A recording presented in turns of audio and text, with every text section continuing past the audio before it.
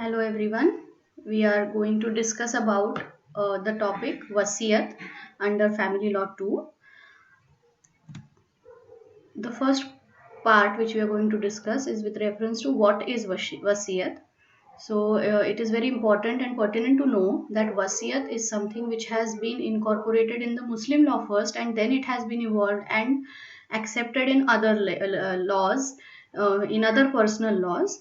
So will, as in wasiyat, is an Anglo-Muhammadan term for its Arabic equivalent wasiyat. A concept of will under Muslim law, it is a testament or a wasiyat, and it has been defined as an instrument by which a person makes a disposition of his property to take effect after his death. The distinguishing feature of the will is that it becomes effective after the death of the testator. During the lifetime of the testator, the will can be revoked. Unlike any other disposition, like the transfer inter vivos, like sale or gift, that is hiba, the testator exercises full control over the property bequeathed till he is alive. So the effect of the wasiyat can only happen when the person dies.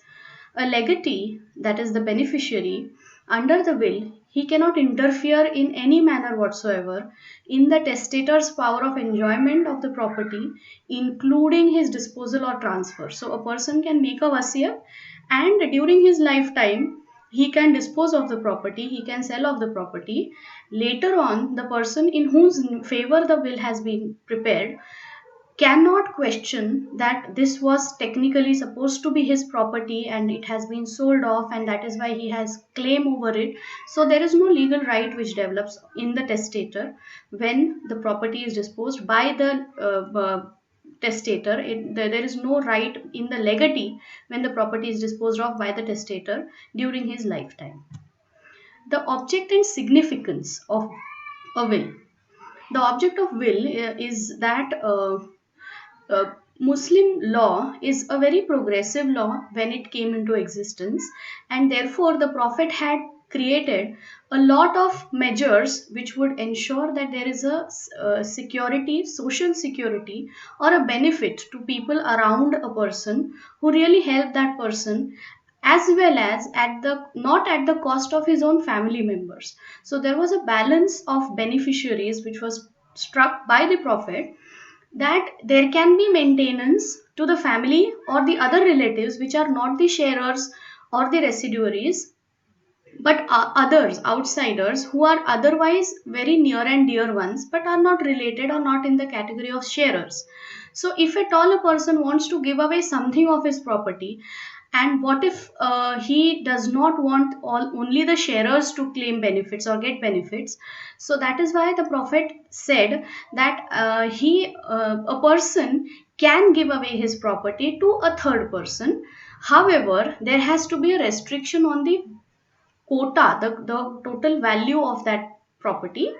There can be a testamentary succession only with reference to one third of the property, and this one third, as we will see in the further part, is after paying off all the debts and the funeral expenses. Whatever remains, the one third property is supposed to be of that remains at the same. So I think I have discussed with this. So a bequest in favor of an heir would be an injury to the other heirs, as it could reduce the shares and would consequently induce a breach in the ties of the kindred. And that is why there is a concept of consent which has been incorporated in the Muslim jurisprudence subsequently. So, the policy of Muslim law is to permit a man to give away the whole of his property by gift inter vivos, that is, by a hiba, but to prevent him, except for one third of his estate, from estate interfering in the will with the course of devolution of property according to the laws of inheritance. Why is this so? This is another significant relevant provision which we can see with reference to the same way, is that a person, when he is giving away property during his mars ul maut, that is his deathbed transactions, as it may be called. So at that time also only a one third property can be given away, and the reason behind that is there is no possibility of a person to earn more property on his deathbed, and therefore the heirs, which are the sharers, those should not be, their benefits and their claims should not be taken away. That is the reason why one third limit has been put on all the transfers, even by a will as well as by a donatio mortis causa, or rather a deathbed transaction. A will offers to the testator the means of correcting to a certain extent the law of succession and enabling some of those relatives who are excluded from inheritance to obtain a share in his property, and recognizing the services rendered to him by the stranger. Like I already said, people other than the sharers, the list of people who have been given the benefits as sharers, there are other people who are connected with a person who is the testator, and there is a possibility that that testator might want that these other persons should also be benefited from the property, and therefore uh, uh, this thing has been created, this concept has been created under the Muslim law. If we take a corresponding old ancient Hindu law concept with reference to this, where we are saying co-parsonery property, there was no right of any co-parsoner, even a co-parsoner who is a co-sharer right from the birth in the Mitakshara law. Still over there we don't find that a person has got a right to give away his property or give away his share in the property. So this we must accept that this is a quite progressive way of looking at property and of devolving property, as and when a person wants, the manner in which a person wants, and with some control, which is the one third limit. So these are a few differences between hiba and wasiyat. I think I've already talked about marzul maut, so we will just go a little faster on this one. Um, yes, so like I always say, there are 3 to 4 things which always we have to look into, take into consideration when we are talking about any legal concept. So, who are the parties? What is the subject matter? What is the procedure? And what are the remedies? These are the 4 aspects which are taken into consideration with reference to any legal concepts. So the parties over here are the testator and the and the legatee. Okay, so and then the subject matter, that is the property which is being talked about, and the extent of it. These are certain other provisions with relation to understanding the concept of will a little better. So, who can be a testator? Every major Muslim of sound mind can make a will. I have not written this one thing, but it is a very important thing that a person should own property. Okay, so if at all there is a person who is adult and sane, but he is not owner of any property, he cannot dispose of any property. So there is no reason that a person can be called as a testator because he is not owning any property. Okay, so the age of majority is governed by the Indian Majority Act, and therefore it is 18 and 21 as the case may be. At the time of execution of the will, the testator must be of sound mind. Under Muslim law, the testator must have perfectly disposing mind. That is, he must be capable of knowing fully the consequences of whatever activities he is being doing, and not only for a brief period when the declaration is made, but much after that also. So that probably a person in the feat of his rage or in the feat of any thought process, he makes a will, a wasiyat, and then later on he finds that no, this is not a correct way in which I should deal with the situation. Then even later the person should be therefore of sound mind. A will is executed in apprehension of death. Okay, so on a deathbed, if a person makes a will, it is a valid will under Sunni law. But under Shia law, if a person executes any will after attempting to commit suicide, the will is void. A minor is incompetent to make a will, but a will made by a minor subsequently may be validated by him when he attains majority. A will procured by undue influence, coercion, and fraud is not valid and under Muslim law, and the court takes care in admitting a will of a parda nashin lady. So sorry, is Yeah, and thus the will must be executed in with free consent. The concept of contract has been very deeply seeped into the Muslim law per se. So all these things, adult, sane, free consent, consideration, these are all the things which time and again we can find out in the concept of Muslim law. The testator must be a Muslim at the time of making or execution of the will. Because this is a wasiyat we are talking about, it is a part of Muslim law, and that is why a person should be a Muslim when he makes a will and executes it. The will operates only after the death of the testator. Before his death, it is merely a declaration. Okay, there can therefore be more than one will, and the last will can therefore or should therefore be treated as the final will. A will is governed by the school of Muslim law to which a person belongs at the time of execution of the will. So, if a person was a Shia Muslim at the time he wrote the will, the Shia law will apply, and so on. Now we come to the beneficiary, that is the legatee. So, any person capable of holding property, a Muslim, non Muslim, sane, insane, minor, major, a child in the mother's womb who will be born subsequently alive, are all the persons who in whose favor the will can be made. Therefore, there is only a restriction of as to the religion as well as adult matlab sanity and age with reference to the maker of the will and not the beneficiary. The legatee, including the child in the mother's womb, must be in existence at the time of making of the will. Thus, a bequest to an unborn person is void under Muslim law. Also, a will can be validly made to a juristic person, but it should not be to any institution which promotes other religions than Islam. No one can be made the beneficial owner of shares against his will. Therefore, the title to the subject of bequest can only be completed with the express or implied consent of the legatee after the death of the testator. The legatee has the right to even disclaim.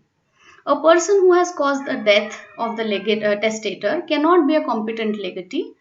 A will operates only after the death of the testator, and therefore a greedy and impatient legatee may cause the testator's death to get the properties immediately, and therefore this provision has been there. An additional information over here that the express or implied consent of the beneficiary, it again gives us a concept of contract where there has to be a offer and an acceptance. All right. Now we come to the second part, that is the subject matter. So this is a very basic thing. There has to be a property. This property can be both movable as well as immovable property, and it must be in existence at the time of the making of the will. It must be capable of being transferred, that is there cannot be a property which is not divisible or not possible to be divided into shares. Such a property cannot be given away in a will. The testator must be the owner of the property. So these are the three prerequisites of a subject matter. We come to the extent or the additional aspects with reference to the wasiyat. So a Muslim does not possess an unlimited power in making a will. There are twofold restrictions on the power of the Muslim to dispose his property by a will. First is in respect to whom the bequest is made, and second is with respect to how much extent can the disposal be made. So the first is that basically there are sharers, or the first category of people who get the benefits from the property of the testator. These sharers should generally be excluded, or normally should be excluded, because they are anyways going to get something from the property of the testator. May he make a even if he makes a will, or even if he does not make a will, at least two-thirds of his property is going to be divided between the sharers, and therefore there is no requirement for giving additional property to the sharers per se. But however, this is not a final conclusive final thing.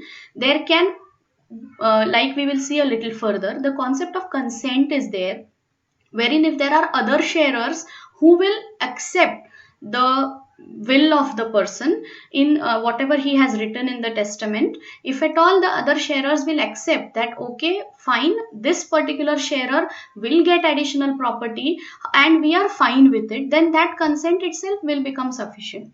However, if at all there is a the consent cannot be obtained, that testament will be a void testament, and then therefore the property will go back into the remaining two-thirds, and it will go as in it was an as if it was an intestate succession. Okay, so first was with reference to who can get the property. If even if it is below the one-third mark of the remaining property, but if it is given to a sharer, such a property has to be taken consent of, or such a testament has to be taken consent of. The bequest can be valid only after the consent of sharers.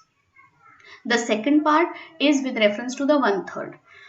So, the bequest of the entire property to one heir to the exclusion of other heirs is void. There is a case law which I have cited over here. There are where the heirs refuse to give their consent, the bequest would be valid only to the extent of one-third of the property, and the rest two-third would go in intestate succession. No Muslim can make a bequest more than one-third of his net assets after the payment of funeral charges and debts. This I have already spoken in the beginning. With respect to the bequest of one-third of to an heir, the consent of other heirs is required in Sunni law, but it is not required under the Shia law. In case of a non-heir, that is a stranger, consent of heirs is not required both under Sunni law as well as under the Shia law. Then this bequeathable one-third, this rule does not apply when the testator is not having any heir. That is, if at all the testator does not have any sharers, nor any residuaries, or any distant kindred with reference to Sunni law, then government, who is the final taker of the property, will not be having a right to claim the two-third property, and the testator in that case only, when he becomes the sole person to whom the property, after whom the property has no legal heirs per se, can that person can give away his property, complete property, in the wasiyat. So in only this special circumstance, the extent is excluded from the restriction of one-third. A bequest made for a pious purposes is valid to the extent of one-third of property, both under Sunni as well as Shia law. The one-third limit rule does not apply if a Muslim marries under the Special Marriage Act, because then all the powers of testamentary succession under the Indian Succession Act will be made applicable to the person. We come to the last part, that is the consent. So prima facie no consent is required for bequesting a property which is below one-third or up to one-third to a stranger. Consent of heirs is required for bequesting one-third property to any one heir. It is required to bequest more than one-third property to anyone. It is required the bequest of the whole property is always void, except in this one situation when there are no sharers, no residuaries, no heirs who are alive, and no consent whatsoever is required if a person is married under the Special Marriage Act, because in that circumstances the will made by a person will be an unprivileged will under the Indian Succession Act. We come to the revocation of will. So, Muslim law confers to the testator unfettered right to revoke his will. Basically, because a will is not complete and it is not executable, or rather it is not implementable till the person dies. So, during his lifetime, he can revoke his will. He can revoke it expressly or impliedly. One thing which is also pertinent to know over here is that under Shia law, an oral will can also be made. But however, this is a customary practice in the eyes of law with reference to execution and implementation. Nowadays, it is equally seen that under Muslim law also a written wasiyat is more validated. Thus, so if a person sells or makes a gift of the subject of the bequest, or deals the same in any other manner, like if there was a piece of land and he made a construction of a house over there, and that means he has changed the subject matter of the bequest, then in such a case the bequest will be a void bequest. Uh, the testator, where the testator makes a will, but by subsequent will he gives the property to someone else, the prior bequest is revoked. The subsequent bequest to another person in the same will, however, does not operate as a revocation of the prior bequest, and the property in such a case can be divided into two legatees in equal shares. It is not necessary that for revoking an earlier will, another will must be made. A will can be revoked by a simple and clear declaration that the effect of my form by to that effect, and by a formal deed of cancellation or revocation of the will. So with this, we have completed the topic of wasiyat under Muslim law. Thank you very much.